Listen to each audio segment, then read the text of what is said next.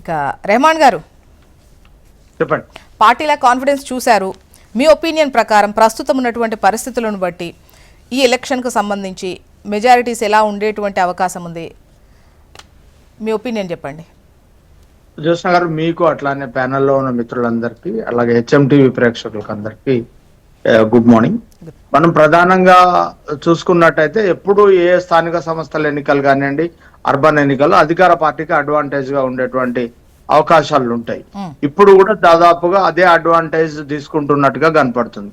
MP ఎన్నికల్లో చూపెట్టినటువంటి perform BJP ఈ రాష్ట్రానికి సంబంధించిన ఎన్నికలు వచ్చే వరకు మళ్ళీ థర్డ్ ప్లేస్ కే వెళ్తున్నటువంటి పరిస్థితి ఉంది. నిజామాబాద్, కరీంనగర్ లో 2 పార్లమెంటు ఆ సెగ్మెంట్లలో వాళ్ళు బలంగా ఉన్నప్పటికీ అర్బన్ లో ఇప్పుడు ఆ రెండు కార్పొరేషన్లను ఒకవేళ గెలుచుకుంటే బీజేపీ బాగా బలపడ్డట్టుగా మనం అర్థం చేసుకోవాల్సి ఉంటది. నిజానికి ఆ 2 కార్పొరేషన్లలో కూడా హంగు వస్తాయనేది తెలుస్తుంది. హంగు వస్తే కనుక జనరల్ గా అధికార పార్టీకి అడ్వాంటేజ్ ఉంటది. ఇప్పుడు మనం అంటే లోకల్ పరిస్థితుల్లో చూసుకున్నప్పుడు బీజేపీ థర్డ్ ప్లేస్ లో ఉన్నట్టుగా మనకు కనపడతా ఉన్నది. సెకండ్ ప్లేస్ లో బీఆర్ఎస్, మొదటి స్థానంలో కాంగ్రెస్ ఉన్నట్టుగా ఇప్పుడు వస్తున్నటువంటి ఎగ్జిట్ పోల్ వివరాలు మిగతావి చూస్తే మనకు ఆ రకమైనటువంటి పరిస్థితి మనం చూస్తూ ఉన్నాం. అట్లానే ఖమ్మం, నల్గొండలో ఆల్మోస్ట్ కాంగ్రెస్ పార్టీ స్వీప్ చేసేటువంటి పరిస్థితిని మనం అక్కడ చూస్తున్నాం.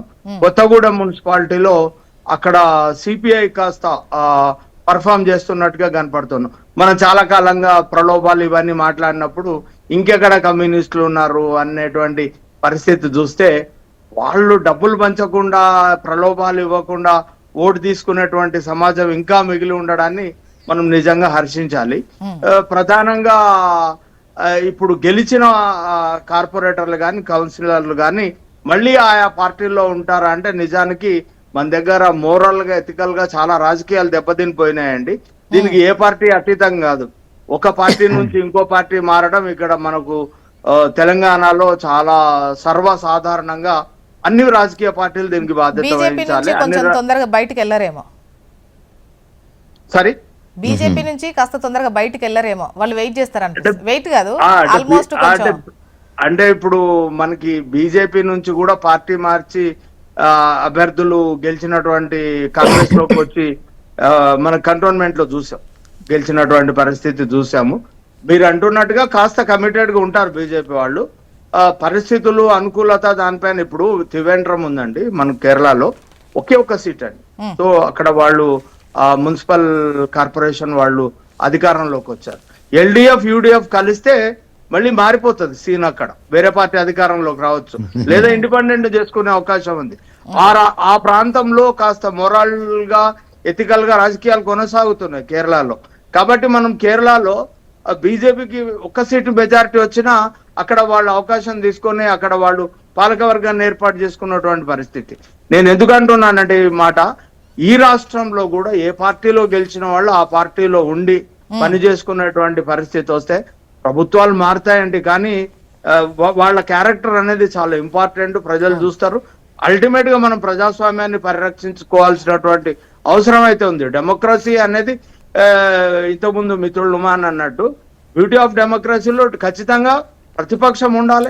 మనం గతంలో చూసినామండి, ప్రతిపక్షం వాయిస్ తీసుకోవడంలో ఆ అధికార పార్టీ, అధికార పక్షం చాలా అంటే వాళ్ళ విమర్శను తీసుకోవడానికి, లేకపోతే కన్స్ట్రక్టివ్ క్రిటిసిజం తీసుకోవడానికి ఉత్సాహం చూపేది. మనం గతంలో పుచ్చలపల్లి సుందరయ్య గారు డొక్కు సైకిల్ వేసుకొని పార్లమెంటుకు బయలుదేరే వరకు నెహ్రూ గారు, లేకపోతే ఇందిరాగాంధీ పార్లమెంటుని ఆపి ప్రధాన ప్రతిపక్షం వాయిస్ తీసుకున్నాకనే బిల్ పాస్ చేసేటువంటి పరిస్థితి ఉండేది. అంటే ఆ రోజులు ఇప్పుడు ఉన్నాయా లేదా అనేది పక్కన పెడితే ప్రధాన ప్రతిపక్షం అంటే డెమోక్రసీలో అది కూడా క్యాబినెట్ ర్యాంకే, అసెంబ్లీలో అయినా పార్లమెంట్ లో అయినా ఖచ్చితంగా వాటి వాయిస్ అనేది ఉండాలి. ఇప్పుడు వస్తున్నటువంటి రాజకీయ పార్టీలు వాటిని ప్రతిపక్షాన్నే లేకుండా చేయాలి, మొత్తాన్ని బుల్డోజ్ చేసేయాలి, ఏకపక్షంగా పాలన సాగించాలని ప్రయత్నాలు చేస్తున్నారు. ఇది ప్రజాస్వామ్యానికి మంచిది కాదు. కౌన్సిల్లో కావచ్చు, లేకపోతే మున్సిపాలిటీలో కావచ్చు, లేకపోతే అసెంబ్లీలో కావచ్చు, చట్టసభలు ఏవైనా సరే ఆ ప్రాతినిధ్యాలు ఉన్నటువంటి వాళ్ళు ఏ పార్టీ తరఫున గెలిచారో ఆ పార్టీ తరఫున ఉండి మాట్లాడితే ఖచ్చితంగా వాళ్ళ క్యారెక్టర్కు వాళ్ళ వ్యక్తిత్వానికి ఒక పేరు ఉంటది. కానీ మనం ఇప్పుడు అట్లాంటి రాజకీయాలని లేకపోతే అట్లాంటి పరిస్థితుల్ని మనం చూసేటువంటి పరిస్థితి అయితే గ్రౌండ్ లో కనపడట్లేదు.